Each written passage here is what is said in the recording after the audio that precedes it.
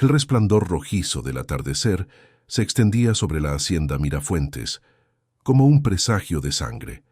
Los últimos rayos de sol se filtraban entre las ramas de los viejos ombúes, proyectando sombras alargadas sobre la tierra seca.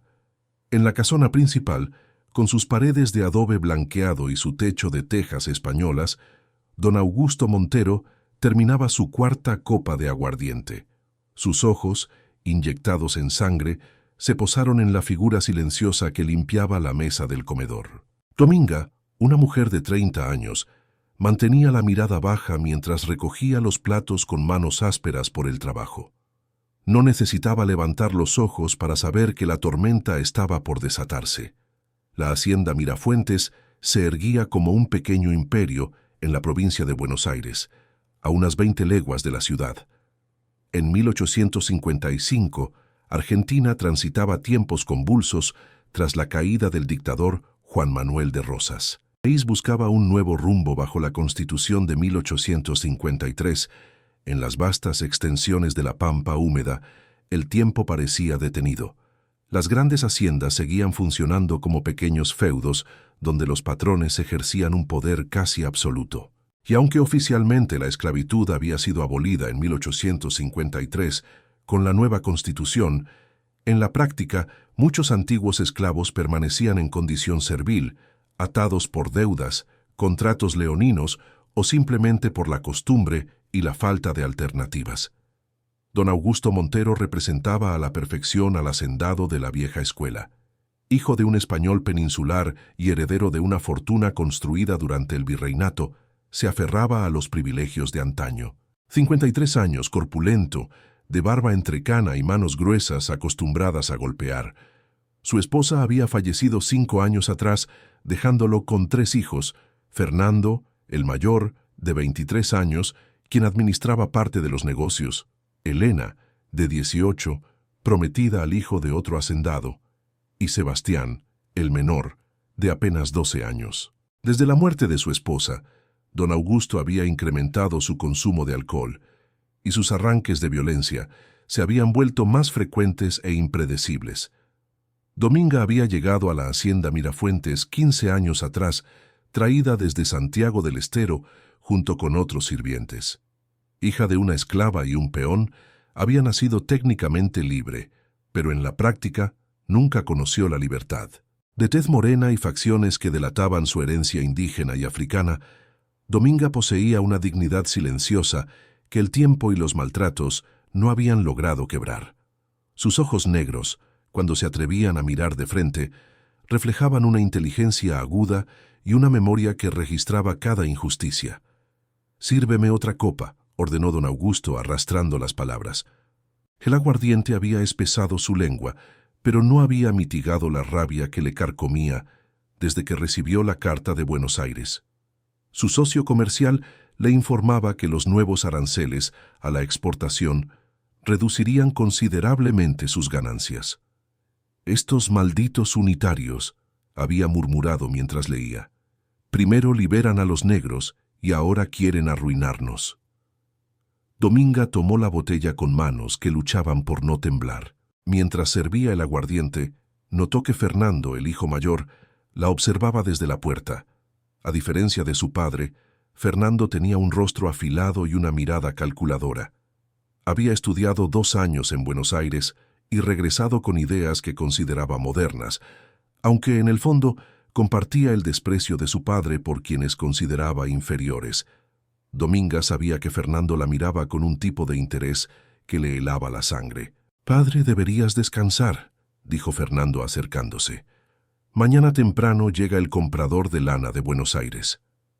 «No me digas lo que tengo que hacer», respondió don Augusto, golpeando la mesa con el puño.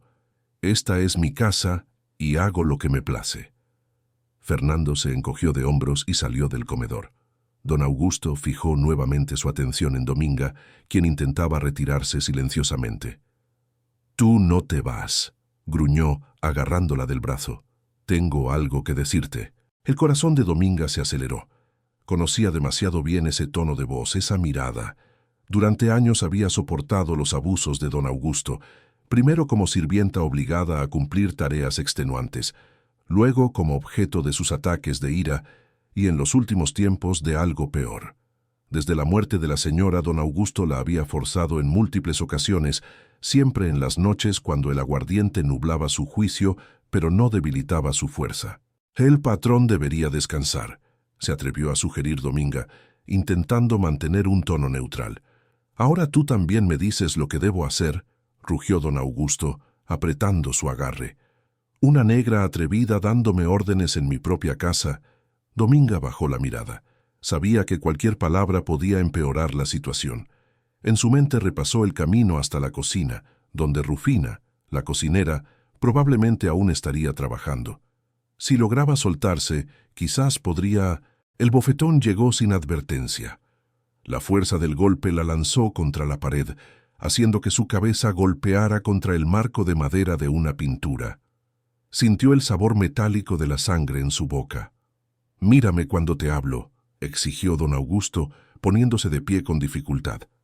Dominga levantó los ojos, no con sumisión, sino con una quietud peligrosa que don Augusto, en su estado de embriaguez, no supo interpretar.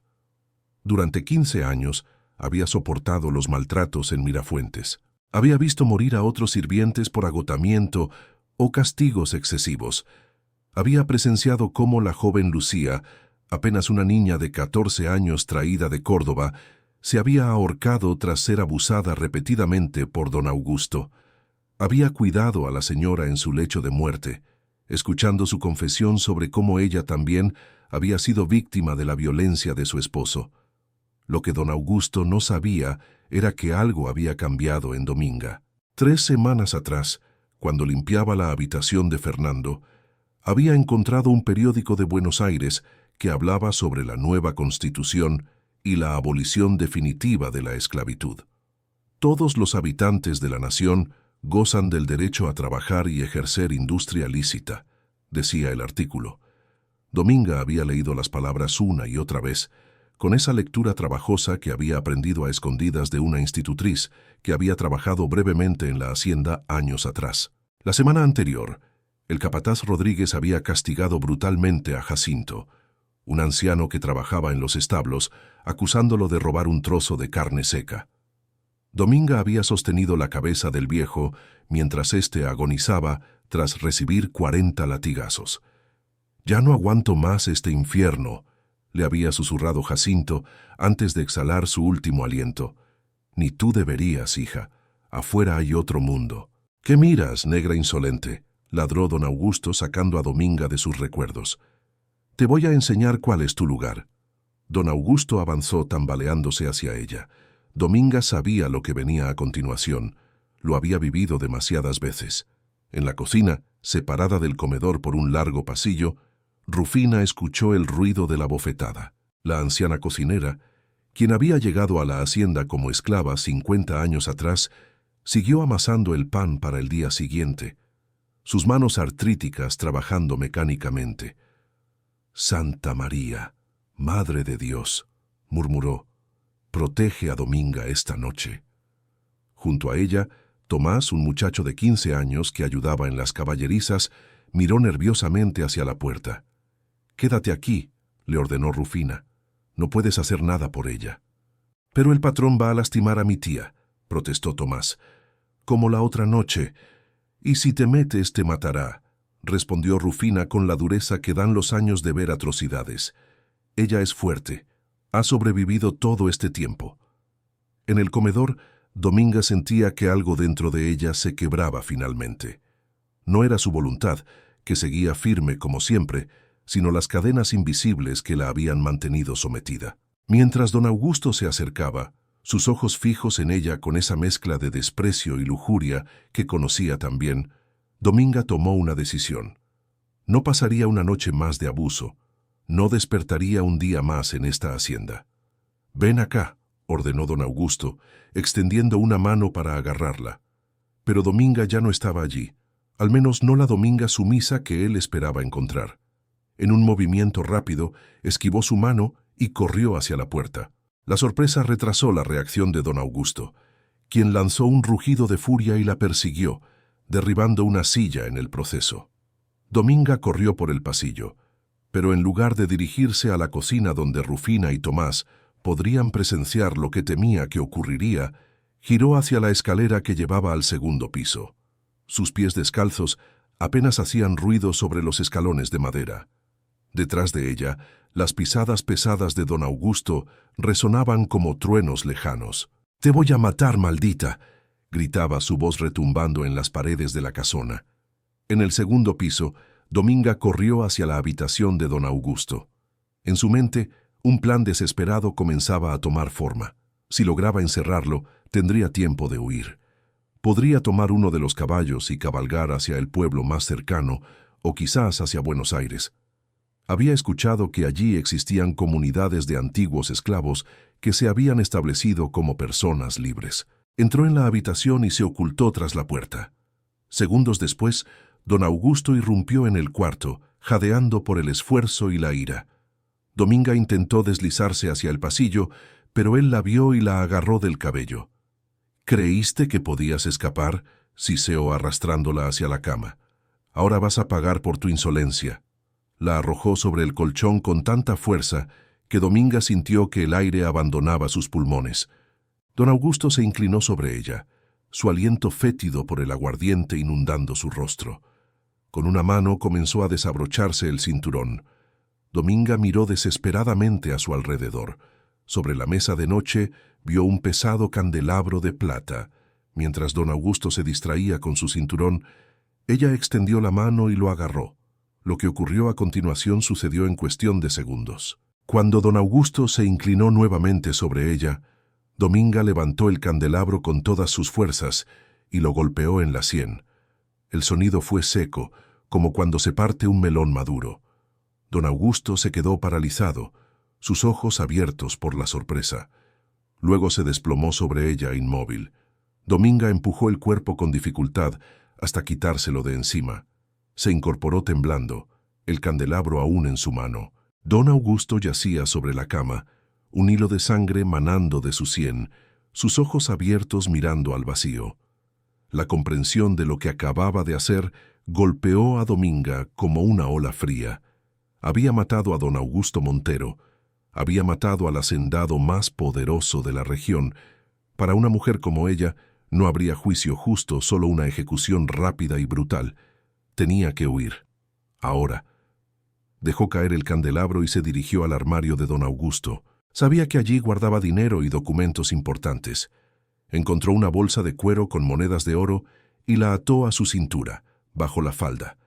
Tomó también un cuchillo de caza que don Augusto mantenía en el cajón de su mesa de noche. Al salir de la habitación se detuvo. No podía dejar que Rufina y Tomás sufrieran las consecuencias. Tenía que advertirles, darles la oportunidad de huir también. Bajó las escaleras silenciosamente y se dirigió a la cocina. Rufina seguía amasando cuando Dominga entró. La anciana levantó la mirada y al instante supo que algo había cambiado. Vio la determinación en los ojos de Dominga, el cuchillo en su mano, las manchas de sangre en su vestido. «¿Qué hiciste?», preguntó en un susurro. «Lo que debí hacer hace mucho tiempo», respondió Dominga, su voz sorprendentemente firme. «Don Augusto está muerto». Tomás ahogó un grito. Rufina se persignó lentamente. «Dios mío, niña», murmuró, «te colgarán». «No si logro llegar a Buenos Aires», replicó Dominga. «Vengan conmigo. Podemos tomar 3 caballos y salir antes de que alguien descubra lo que pasó». Rufina negó con la cabeza. «Estos viejos huesos ya no pueden cabalgar», dijo con resignación. «Además, ¿quién sospecharía de una anciana como yo? Pero tú, Tomás, debes ir con tu tía». El muchacho asintió, sus ojos brillantes por la emoción y el miedo. «¿Qué pasará cuando encuentren el cuerpo?», preguntó Tomás. «Fernando regresará pronto de las caballerizas», dijo Rufina. «Él suele revisar a su padre antes de acostarse». Dominga pensó rápidamente. «Entonces tenemos poco tiempo. Tomás, ve a las caballerizas y ensilla 2 caballos, el zaino negro para ti y el alazán para mí. Son los más rápidos». Mientras Tomás salía corriendo por la puerta trasera, Dominga abrazó a Rufina. «Gracias por todo», le dijo. «Lamento dejarte aquí». La anciana le devolvió el abrazo con fuerza sorprendente. Vive libre, hija, susurró, por todas nosotras que no pudimos. Dominga salió de la cocina y se dirigió a los establos por un camino lateral, evitando ser vista desde la casa de los peones o desde los cuartos de los otros sirvientes. La noche había caído completamente y las estrellas brillaban en un cielo despejado. A lo lejos podía ver las luces de las fogatas que los gauchos encendían en los puestos más alejados de la hacienda. Mientras caminaba, un peso extraño se instaló en su pecho. No era arrepentimiento, comprendió, sino la terrible certeza de que su vida había cambiado para siempre en cuestión de minutos. Ya no sería Dominga, la sirvienta de la hacienda Mirafuentes. A partir de esta noche sería Dominga, la asesina, la fugitiva. Cuando llegó a los establos, Tomás ya había ensillado los caballos. El muchacho parecía mayor a la luz de la luna, su rostro marcado por una determinación impropia de sus 15 años. «¿Hacia dónde iremos, tía?», preguntó mientras ajustaba las cinchas. «Primero al pueblo de San Antonio», respondió Dominga. «Conozco a alguien allí que podría ayudarnos. Después a Buenos Aires». Montaron y se alejaron al trote, evitando el camino principal. Dominga conocía rutas alternativas, senderos que los peones usaban para acortar distancias cuando iban al pueblo. Mientras cabalgaban, escucharon un grito lejano proveniente de la casona. «Lo han encontrado», murmuró Tomás. Dominga asintió y espoleó su caballo. «Ahora galope», ordenó. Cabalgaron a través de la pampa, bajo la luz plateada de la luna. Dominga sentía el viento frío en su rostro, un viento que por primera vez en su vida olía a libertad. Detrás de ellos, la hacienda Mirafuentes se empequeñecía, sus luces titilando como estrellas caídas. En la casona de la hacienda, el caos se había desatado. Fernando Montero había encontrado el cuerpo de su padre al regresar de su ronda nocturna por los establos. Su grito de horror había alertado a los sirvientes y peones cercanos. Pronto, la noticia corrió como fuego por la paja seca. Don Augusto Montero había sido asesinado. Fernando ordenó que se registrara toda la propiedad. Cuando descubrieron que Dominga y Tomás habían desaparecido, junto con 2 de los mejores caballos, la conclusión fue inmediata.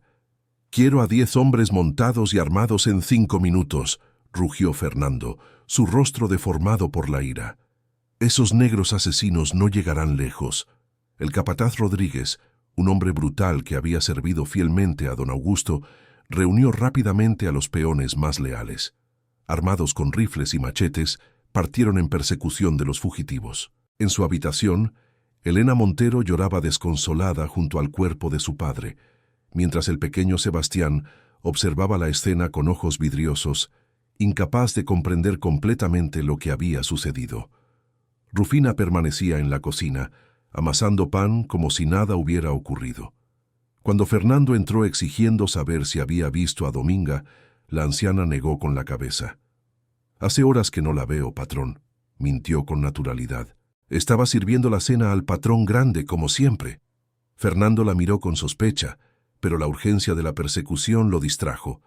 Salió de la cocina maldiciendo y Rufina continuó amasando, sus viejos labios moviéndose en una silenciosa oración por Dominga y Tomás. Mientras tanto, los fugitivos habían recorrido varias leguas. Dominga conocía bien el territorio después de años de escuchar las conversaciones de los peones y gauchos. Sabía que si seguían hacia el este, llegarían al pueblo de San Antonio antes del amanecer. Allí vivía Joaquín, un antiguo esclavo que había comprado su libertad años atrás y ahora trabajaba como herrero. Joaquín la había ayudado en el pasado, cuando don Augusto la había enviado con mensajes al pueblo. Le había hablado en susurros sobre Buenos Aires, sobre comunidades de negros libres, sobre un futuro diferente. «¿Crees que nos están siguiendo?», preguntó Tomás mirando constantemente hacia atrás. «Seguramente», respondió Dominga, «pero tenemos ventaja y conocemos atajos que ellos no tomarán. Fernando es orgulloso, irá por el camino principal esperando alcanzarnos con la velocidad de sus caballos». Efectivamente, Fernando había liderado a sus hombres por el camino principal, azuzándolos constantemente. «Más rápido, esa negra maldita no puede estar lejos». La rabia lo consumía. No solo por la muerte de su padre, sino por el ultraje de que una sirvienta, una mujer que consideraba su propiedad hubiera osado rebelarse de manera tan brutal. Para Fernando, la muerte de don Augusto no era solo una tragedia familiar, sino una amenaza a todo el orden que conocía. Si una sirvienta podía matar a su amo y huir, ¿qué impediría que otros siguieran su ejemplo? El fantasma de la rebelión de esclavos de Haití aún atormentaba a muchos hacendados, a pesar de los años transcurridos. La madrugada encontró a Dominga y Tomás a las afueras del pueblo de San Antonio. Se detuvieron en un arroyo para que los caballos bebieran y para refrescarse. Dominga lavó las manchas de sangre de su ropa lo mejor que pudo. Cuando lleguemos al pueblo, le explicó a Tomás, iremos directamente a la herrería de Joaquín. Vive en la parte trasera de su taller, en una casita de adobe. No hables con nadie más. El pueblo comenzaba a despertar cuando entraron. Algunos madrugadores los miraron con curiosidad. No era común ver a una mujer y un muchacho cabalgando solos al amanecer. Dominga mantuvo la mirada baja, consciente de que cada persona que los veía podría recordarlos después. La herrería de Joaquín estaba al final de la calle principal. Cuando llegaron, el herrero ya estaba avivando el fuego de su forja. Era un hombre robusto, de unos 50 años, con manos enormes y callosas. Al ver a Dominga, su expresión pasó de la sorpresa al entendimiento. «Entren rápido», les dijo, indicándoles que llevaran los caballos al patio trasero. Una vez dentro de la pequeña vivienda, Joaquín les ofreció mate y pan. «¿Qué pasó?», preguntó sin rodeos. Dominga le contó todo: la golpiza, el intento de abuso, el golpe con el candelabro. Joaquín escuchó en silencio, asintiendo ocasionalmente. «Era cuestión de tiempo», dijo finalmente. «Ese hombre era un demonio». «¿Nos ayudarás?», preguntó Dominga. Joaquín suspiró. «Sabes que lo haré. Pero no pueden quedarse aquí. Fernando Montero y sus hombres llegarán pronto y registrarán todo el pueblo». «Necesitamos llegar a Buenos Aires», dijo Dominga. «He escuchado que allí podríamos pasar desapercibidos». Joaquín asintió. «En Buenos Aires hay cada vez más negros libres. Podrías encontrar trabajo como lavandera o cocinera. Pero el camino es peligroso, especialmente ahora». «No tenemos alternativa», respondió Dominga. «Si nos quedamos, nos matarán». «O algo peor», añadió Joaquín sombríamente. Todos sabían qué significaba: una ejecución pública, precedida por torturas para servir de ejemplo a otros sirvientes. Joaquín se levantó y se dirigió a un arcón de madera en un rincón de la habitación. Sacó ropa de hombre. «Tú», dijo señalando a Dominga, «te vestirás como peón. Con el sombrero bajo y a caballo desde lejos podrías pasar por un muchacho. Tomás seguirá igual. 2 peones jóvenes llaman menos la atención que una mujer y un muchacho». Mientras Dominga se cambiaba detrás de una cortina, Joaquín preparó provisiones: charqui, pan, un odre de agua. También les dio un viejo mapa y les explicó la ruta más segura hacia Buenos Aires. «Eviten los caminos principales y los pueblos grandes», les advirtió. «Viajen de noche si pueden. Hay una posta a unas 10 leguas de aquí, dirigida por un criollo llamado Ramírez. Mencionen mi nombre y les dará refugio». Cuando Dominga salió vestida como peón, con el cabello recogido bajo un sombrero de ala ancha, Joaquín asintió aprobatoriamente. «Funcionará a distancia», dijo, «pero no hables con extraños. Tu voz te delataría». Les dio también un cuchillo adicional a cada uno y unas pocas monedas. «Es todo lo que puedo ofrecerles», se disculpó. «Ya has hecho más que suficiente», respondió Dominga abrazándolo. Salieron de la herrería por la puerta trasera. Joaquín insistió en que tomaran caballos frescos de su propiedad, a cambio de los que habían traído de la hacienda.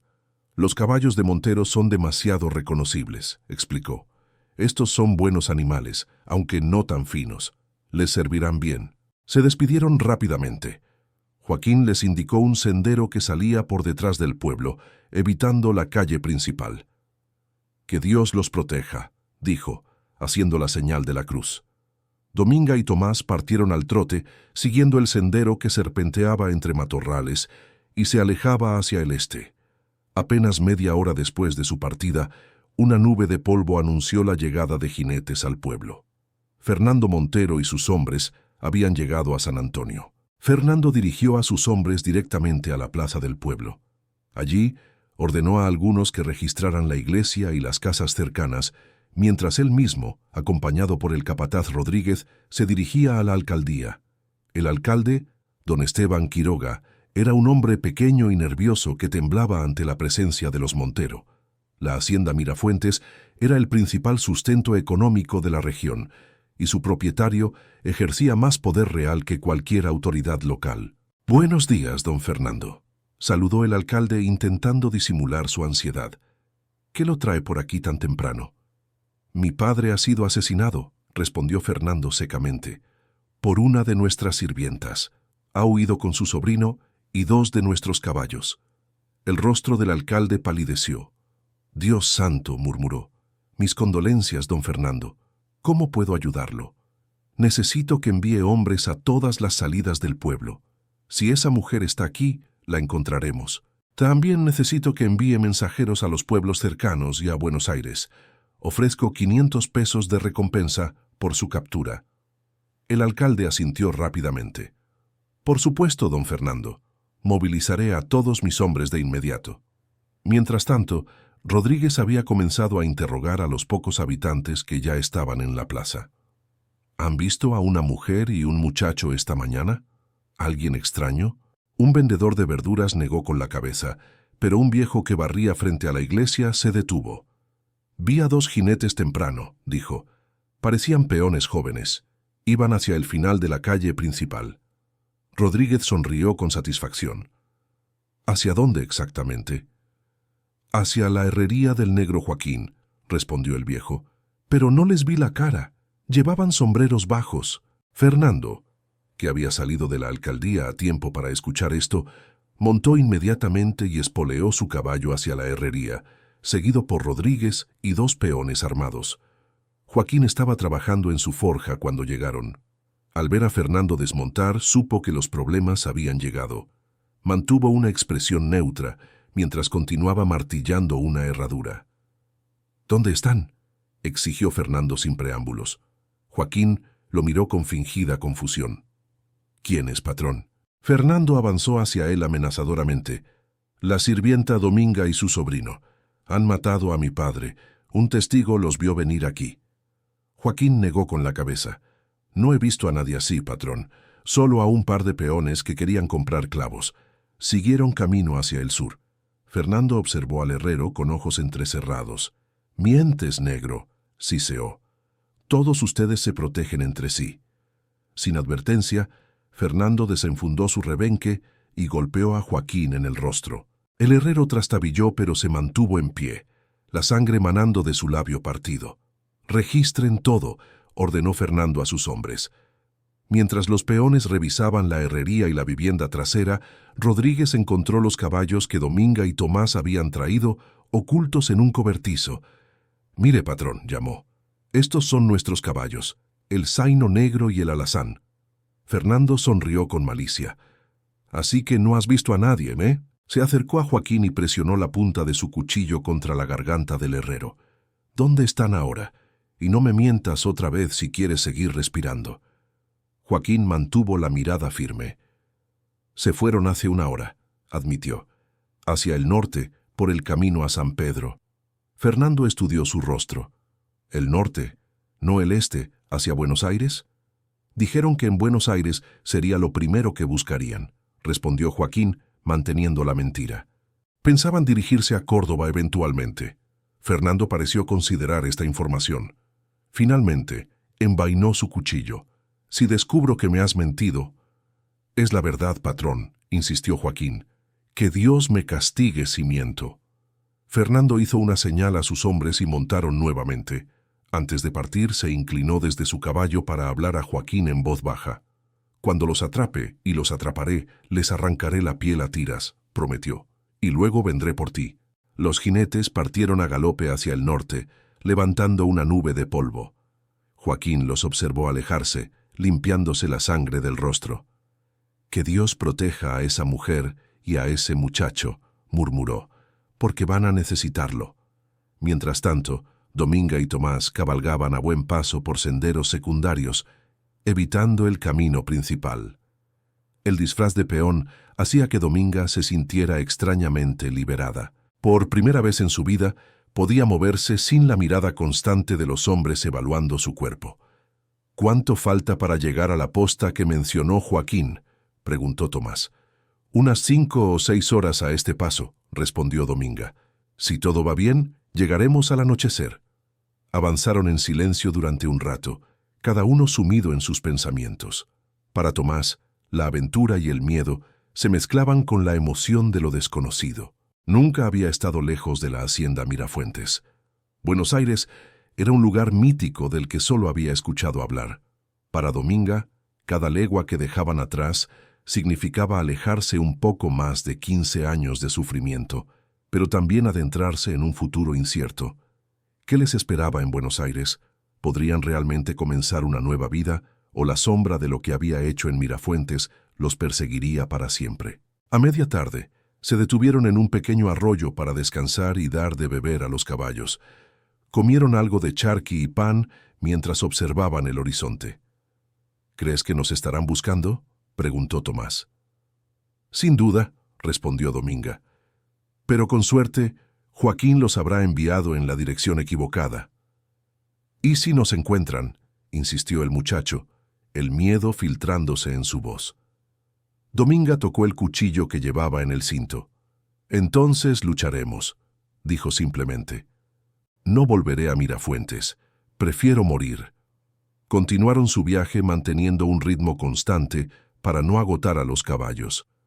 A medida que el sol descendía en el horizonte, divisaron a lo lejos el techo de paja de lo que parecía ser la posta mencionada por Joaquín. Se acercaron con cautela.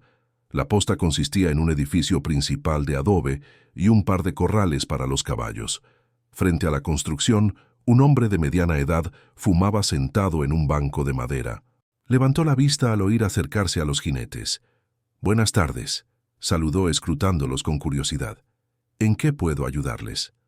«Buscamos a don Ramírez», respondió Dominga, intentando hacer su voz más grave. «Venimos de parte de Joaquín el herrero». El rostro del hombre cambió sutilmente. «Soy Ramírez», dijo. «Apeen y entren. Los caballos pueden ir al corral de atrás».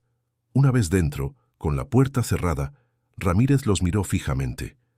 «¿Qué los trae por aquí?», preguntó.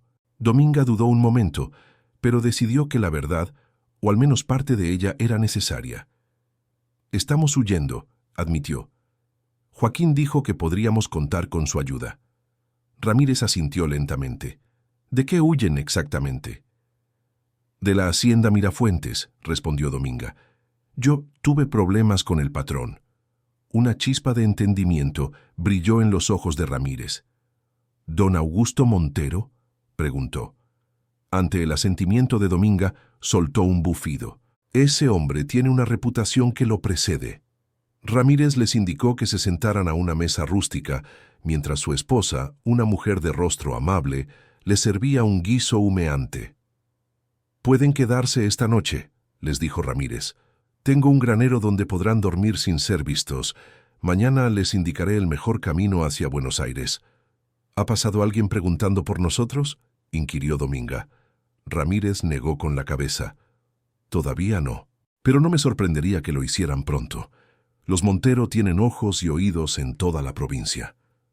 Esa noche, mientras Tomás dormía profundamente sobre un montón de heno en el granero, Dominga permaneció despierta, escuchando los sonidos nocturnos de la pampa, el croar de los sapos en algún charco cercano, el aullido lejano de un perro cimarrón, el susurro constante del viento entre los pastos. Su mente regresaba una y otra vez a la habitación de don Augusto, al momento en que el candelabro golpeó su sien. No sentía arrepentimiento, se dio cuenta, sino una extraña mezcla de alivio y temor. Alivio porque el hombre que la había atormentado durante años ya no podría volver a tocarla. Temor por lo que el futuro les deparaba a ella y a Tomás. Al amanecer, Ramírez los despertó temprano. «Deben partir antes de que salga completamente el sol», les dijo. «Anoche llegaron rumores desde San Antonio. Están buscando a una mujer y un muchacho acusados de asesinar a don Augusto Montero. Dominga sintió que la sangre abandonaba su rostro. ¿Saben que estamos yendo hacia Buenos Aires? Aparentemente no, respondió Ramírez. Según escuché, buscan hacia el norte rumbo a Córdoba, pero eso no durará mucho. Fernando Montero ha ofrecido una recompensa de 500 pesos por su captura. Con esa cantidad, muchos estarán dispuestos a traicionarlos. Les dio provisiones frescas y les dibujó un mapa rudimentario en un trozo de papel. Este es el camino más seguro, explicó. Evita los pueblos grandes y las rutas principales. Si todo va bien, deberían llegar a Buenos Aires en 4 o 5 días. ¿Cómo podremos agradecer su ayuda?, preguntó Dominga. Ramírez negó con la cabeza. No me deben nada, dijo. Mi padre fue esclavo en la hacienda Mirafuentes, bajo el padre de don Augusto. Sé muy bien cómo son esas personas. Antes de que partieran, la esposa de Ramírez le entregó a Dominga un pequeño bulto envuelto en un pañuelo. Ropa de mujer, explicó. La necesitarás cuando llegues a Buenos Aires. Dominga la abrazó con lágrimas en los ojos. Partieron al amanecer, siguiendo las indicaciones de Ramírez. El camino los llevaría por zonas poco transitadas, a través de estancias menores cuyos dueños no tenían relación con los Montero. Mientras tanto, Fernando Montero y sus hombres habían recorrido varias leguas hacia el norte antes de que las dudas comenzaran a asaltarlo. ¿Y si el herrero les había mentido? ¿Y si Dominga y el muchacho se dirigían realmente hacia Buenos Aires? Rodríguez, llamó a su capataz, toma a 3 hombres y continúa hacia el norte. Yo regresaré a San Antonio con el resto. Ese negro herrero nos engañó, estoy seguro. Cuando Fernando volvió a la herrería de Joaquín, encontró el lugar vacío. El herrero, anticipando su regreso, había desaparecido.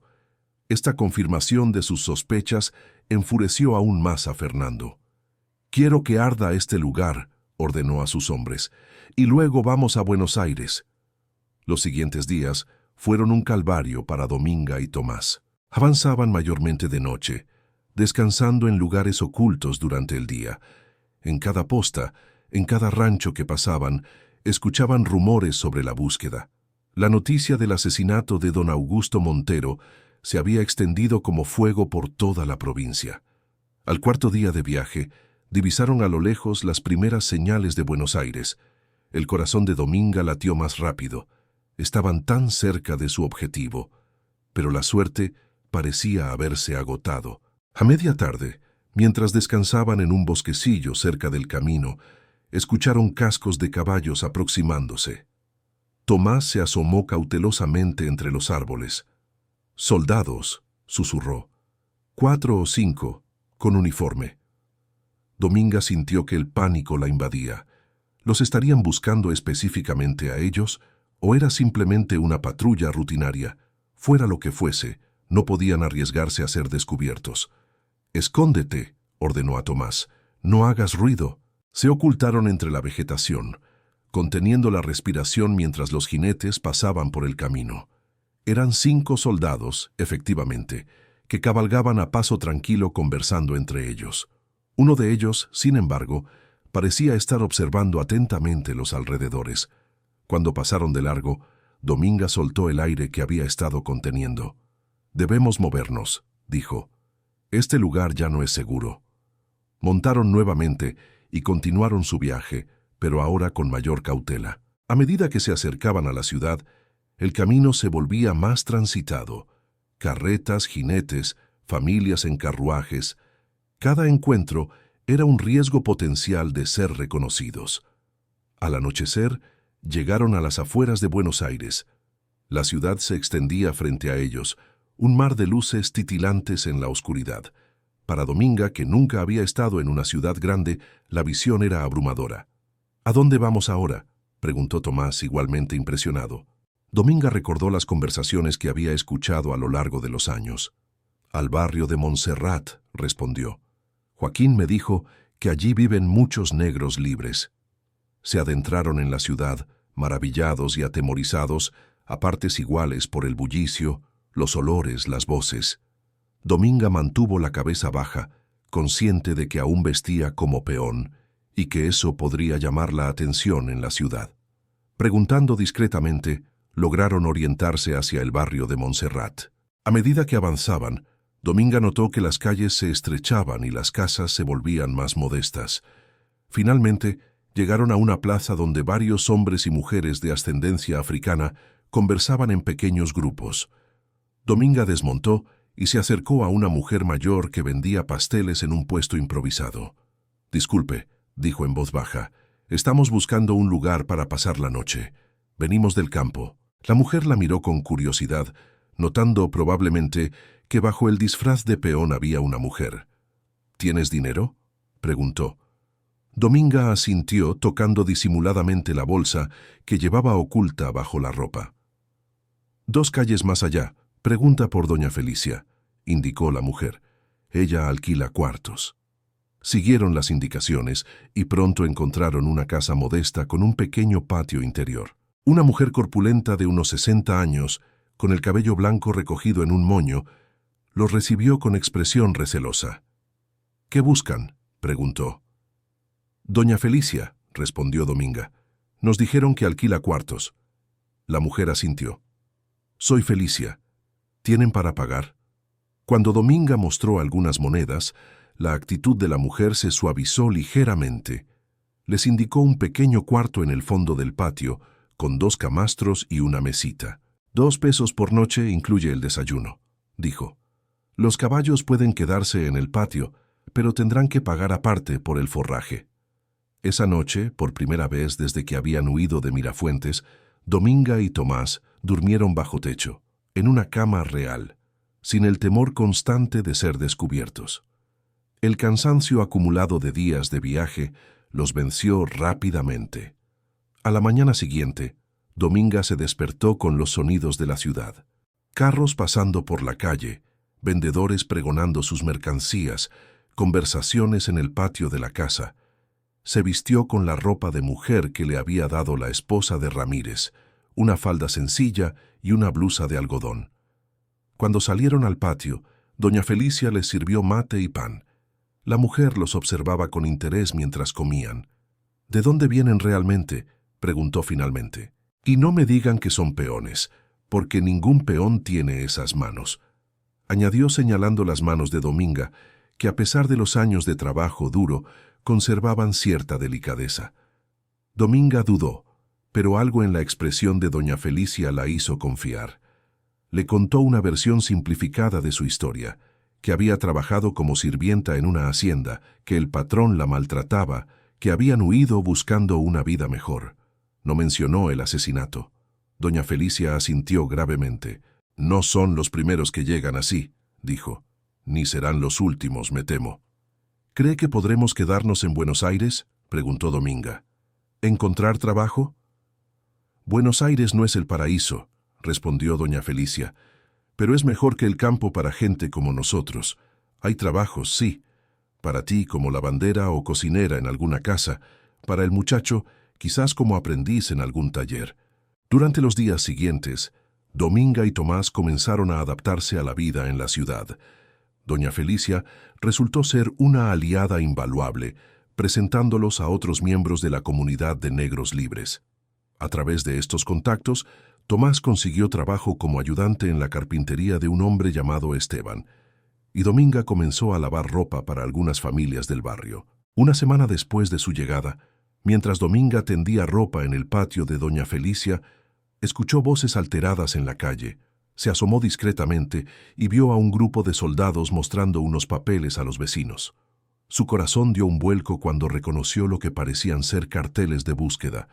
Esa noche, cuando Tomás regresó de la carpintería, Dominga le contó lo que había visto. «Nos están buscando», dijo en voz baja. «No podemos quedarnos aquí mucho más tiempo». «¿A dónde iremos?», preguntó Tomás, el miedo evidente en su voz. Antes de que Dominga pudiera responder, doña Felicia entró en la habitación. «Necesitamos hablar», dijo, cerrando la puerta tras ella. «Hoy llegaron soldados al barrio.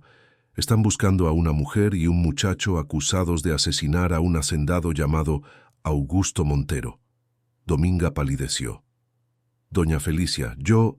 La anciana levantó una mano para detenerla. «No necesito saber los detalles», dijo. Pero si los encuentran, los colgarán sin juicio. Los Montero tienen mucho poder, incluso aquí en Buenos Aires. ¿Qué podemos hacer?, preguntó Dominga, sintiendo que el mundo se derrumbaba nuevamente a su alrededor. Doña Felicia se sentó en uno de los camastros. «Tengo un primo en Montevideo», dijo. «Uruguay es un país diferente, con leyes diferentes. Allí podrían empezar de nuevo, realmente de nuevo». «¿Cómo llegaríamos allí?», inquirió Tomás. «Hay barcos que cruzan el Río de la Plata regularmente», explicó doña Felicia. «Mi sobrino trabaja en el puerto. Podría arreglarlo para que los lleven en uno de los barcos de contrabando, sin preguntar nombres». Esa misma noche, doña Felicia los llevó a conocer a su sobrino Pedro, un hombre joven que trabajaba como estibador en el puerto. Pedro los escuchó en silencio y luego asintió. «Puedo conseguirles pasaje en un barco que sale mañana al amanecer», dijo. «Les costará casi todo lo que tienen, pero los llevará directamente a Montevideo sin escalas». «¿Será seguro?», preguntó Dominga pensando en Tomás. Pedro se encogió de hombros. «Es un barco de contrabandistas, pero no les harán daño si pagan. Y al capitán no le importa quiénes son ni por qué huyen». A la mañana siguiente, antes del alba, Pedro los guió por las calles desiertas hacia el puerto.